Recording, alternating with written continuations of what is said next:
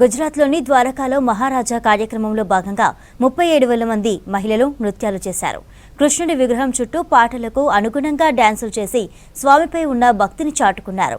అహిర్ కమ్యూనిటీకి చెందిన మహిళలందరూ సాంప్రదాయ దుస్తులు ధరించి డాన్సులు చేస్తూ భక్తిలో మునిగిపోయారు. దీనికి సంబంధించిన డ్రోన్ విజువల్స్ సోషల్ మీడియాలో వైరల్ అవుతున్నాయి.